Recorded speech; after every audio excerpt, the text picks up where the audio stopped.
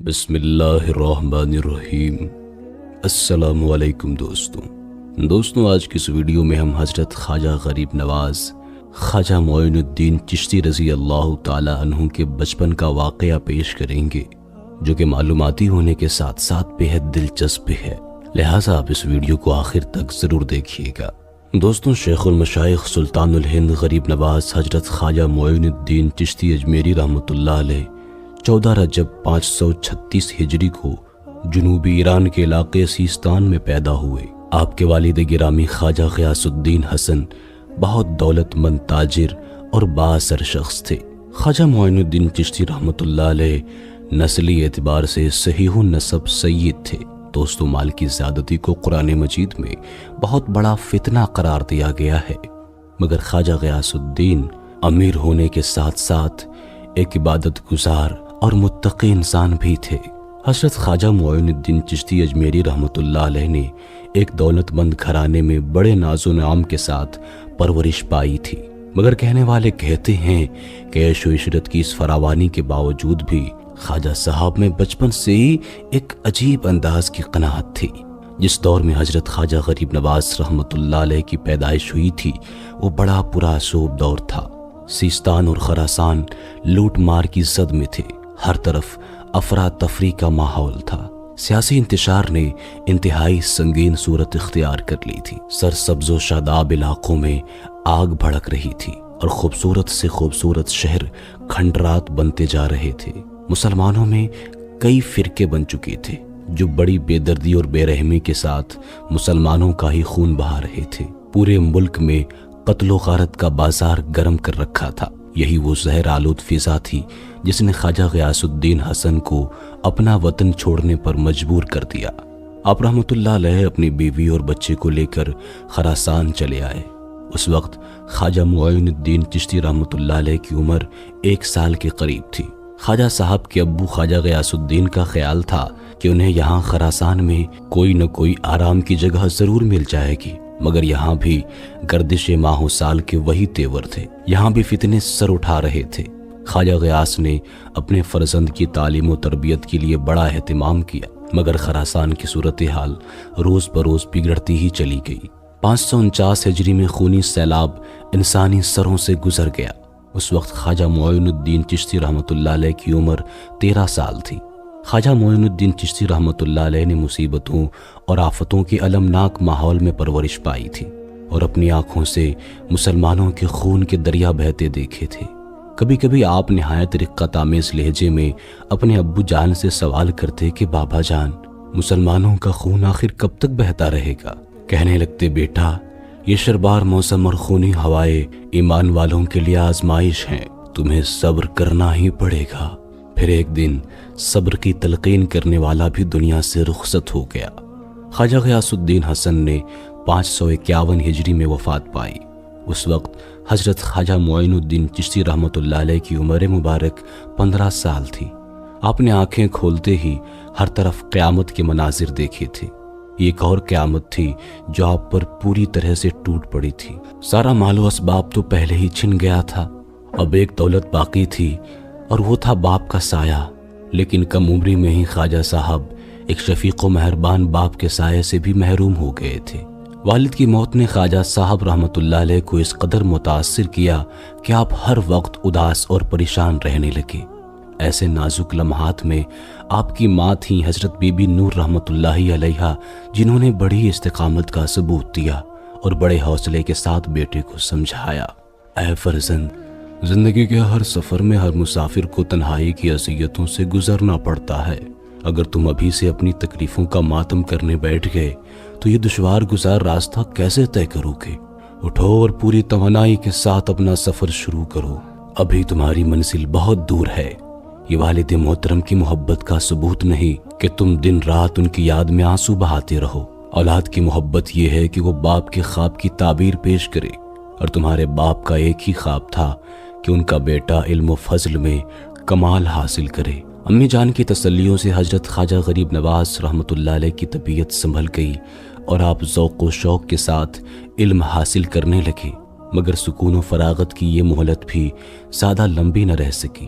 مشکل سے 1 سال گزرا ہوگا کہ حضرت بی بی نور رحمت اللہ علیہا بھی اس دنیا سے چلی گئیں۔ اب تنہائی کی داستان پوری طریقے سے مکمل ہو گئی تھی۔ اب حضرت خواجہ غریب نواز رحمت اللہ علیہ اس دنیا میں بالکل اکیلے رہ گئے تھے۔ والد گرامی کی وفات کے بعد ایک باغ اور ایک چکی آپ کو ورثے میں ملی تھی۔ ماں کی زندگی میں تو پھر بھی آپ حصول رزق کی کشمکش سے آزاد تھے، مگر جب ماں کا بھی انتقال ہو گیا تو کاروبار کا سارا بوجھ آپ کے کندھوں پر آ گیا۔ خواجہ معین الدین چشتی اجمیری رحمت اللہ علیہ نے باغبانی کو اپنا پیشہ بنا لیا۔ سارے کام آپ خود ہی انجام دیا کرتے تھے۔ پیڑوں کو پانی دیتے، زمین کو ہموار کرتے، پودوں کی کاٹ چھانٹ عمل میں لاتے، کھاد وغیرہ کا بندوبست کرتے اور منڈیوں میں جا کر خود ہی پھل بھی بیچا کرتے تھے۔ اس کاروباری کشمکش سے آپ کی تعلیم پر بہت برا اثر پڑا اور آپ کی پڑھائی بند ہو گئی۔ حضرت خواجہ غریب نواز رحمت اللہ علیہ کو اس کا بڑا دکھ تھا، لیکن ایک ایسی مجبوری تھی کہ جس کا بظاہر کوئی توڑ نظر نہیں آ رہا تھا۔ آپ رحمت اللہ علیہ اکثر اوقات اپنی اس محرومی پر غور کرتے اور جب کوئی حل نظر نہیں آتا تو شدید مایوسی کے عالم میں آسمان کی طرف دیکھتے اور آسمان کی طرف دیکھتے دیکھتے رونے لگ جایا کرتے تھے۔ یہ خدا کے سامنے ایک بندے کی خاموش دعا تھی۔ دوستوں، ایک دن حضرت خواجہ غریب نواز رحمت اللہ علیہ اپنے باغ کے پیڑوں کو پانی دے رہے تھے کہ تبھی ادھر سے مشہور بزرگ حضرت ابراہیم کندوزی رحمت اللہ علیہ کا گزر ہوا۔ خواجہ صاحب بزرگ کو دیکھ کر دوڑتے ہوئے آئے اور ابراہیم کندوزی رحمت اللہ علیہ کے ہاتھوں کو بوسہ دینے لگے۔ بزرگ ایک لڑکے کی جوش عقیدت سے بہت زیادہ خوش ہوئے۔ انہوں نے حضرت خواجہ صاحب رحمت اللہ علیہ کے سر پر ہاتھ رکھا، دعائیں دی اور آگے جانے لگے، لیکن آپ نے حضرت ابراہیم کندوزی رحمت اللہ علیہ کا دامن تھام لیا۔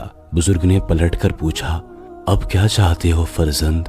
خواجہ معین الدین چشتی رحمت اللہ علیہ نے بڑے ادب سے عرض کیا، یہ میری التجا ہے کہ آپ چند لمحوں کے لیے میرے باغ میں قیام فرما لیں، کون جانے پھر یہ نیک گھڑی لوٹ کر آتی بھی ہے یا نہیں۔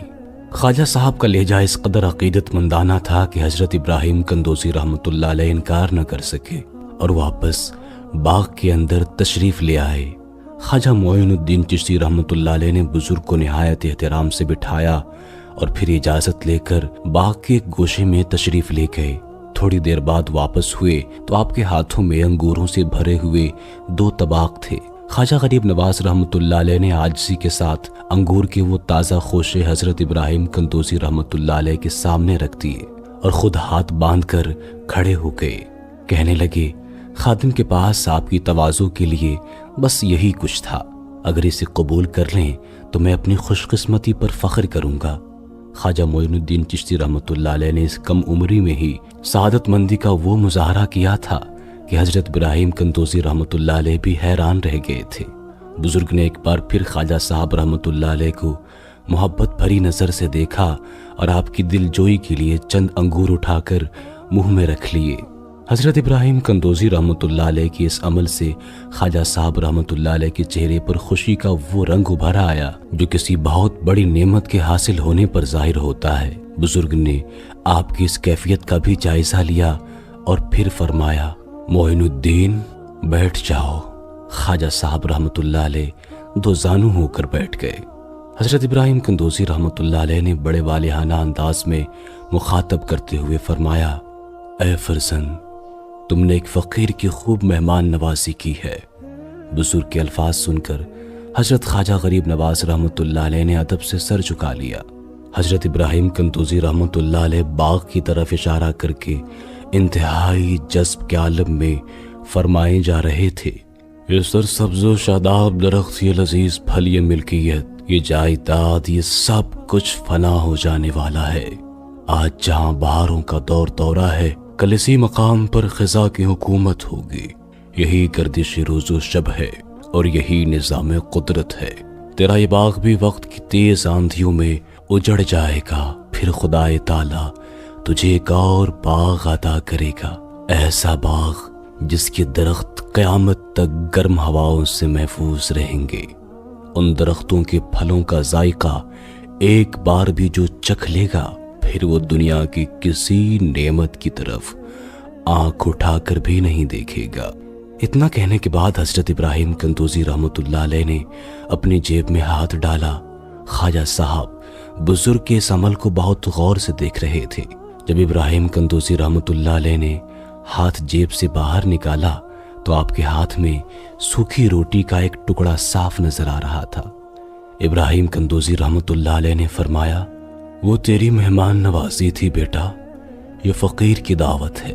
اتنا کہہ کر حضرت ابراہیم قندوزی رحمۃ اللہ علیہ نے روٹی کا وہ ٹکڑا حضرت خواجہ صاحب رحمۃ اللہ علیہ کے منہ میں ڈال دیا اور پھر تیزی کے ساتھ باغ سے نکل کر کسی دوسری طرف چلے گئے۔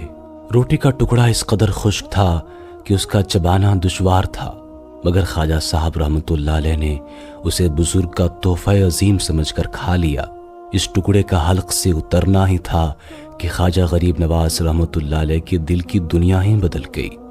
آپ کو ایسا معلوم ہونے لگا جیسے کائنات کی ہر شے فضول ہے۔ دوسرے دن خواجہ صاحب رحمۃ اللہ علیہ نے اپنا باغ اور چکی دونوں ہی بیچ دی۔ آپ کے اس فیصلے پر آپ کے تمام جاننے والے بہت حیران تھے۔ ان لوگوں نے آپ کو سمجھانے کی بہت کوشش کی مگر آپ پر اس کا کچھ بھی اثر نہ ہوا۔ جائیداد کو بیچنے کے بعد جس قدر رقم حاصل ہوئی آپ نے اسے کھڑے کھڑے غریبوں اور محتاجوں میں بانٹ دیا۔ خواجہ صاحب کا یہ عمل عزیز و اقارب کے لیے اور بھی حیران کرنے والا تھا۔ زیادہ تر لوگوں کے نزدیک آپ رحمۃ اللہ علیہ کا دماغ کسی خلل کا شکار تھا، مگر کون جانتا تھا کہ خواجہ صاحب رحمۃ اللہ علیہ کے دل پر کیا گزری ہے اور ذہن کے کس کونے سے روشنی کی وہ لکیر پھوٹ رہی ہے جس نے دنیا کے تمام اجالوں کو دھندلا کر رکھ دیا ہے۔ دوستوں، حضرت ابراہیم قندوزی رحمۃ اللہ علیہ سے ملاقات اور پھر اپنا سارا مال و متاع اللہ کی راہ میں لٹانے کے بعد حضرت خواجہ غریب نواز رحمۃ اللہ علیہ علم حاصل کرنے کے لیے نکل پڑے۔ آپ نے خراسان سے نکل کر سب سے پہلے پورب کا سفر اختیار کیا۔ ان دنوں سمرقند اور بخارا اسلامی علوم و فنون کے اہم مراکز سمجھے جاتے تھے۔ یہاں حضرت خواجہ غریب نواز رحمۃ اللہ علیہ نے سب سے پہلے قرآن کریم حفظ کیا، پھر تفسیر، فقہ، حدیث اور دوسرے علوم ظاہری میں مہارت حاصل کی۔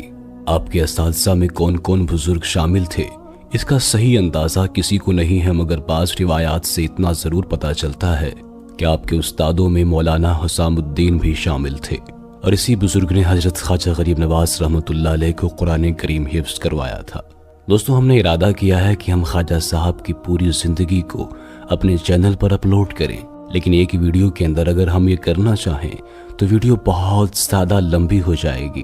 یہی وجہ ہے کہ ہم نے خواجہ صاحب کی زندگی کو کئی پارٹس میں ڈیوائیڈ کیا ہے۔ یہ پہلا پارٹ تھا۔ آپ اس ویڈیو کو ضرور لائک کیجئے اور اسی طریقے سے دوسری ویڈیوز کے لیے ہمارے اس چینل کو ضرور سبسکرائب کر لیجئے، اور دنیا بھر میں جو بھی خواجہ غریب نواز رحمۃ اللہ علیہ کے چاہنے والے ہیں، جو ان کے بارے میں جاننا چاہتے ہیں، ان تک ویڈیوز پہنچانے میں ہماری مدد ضرور کریں۔ اس ویڈیو کو ان کے ساتھ شیئر کریں۔ اپنا بہت سا خیال رکھیے گا۔ اللہ حافظ۔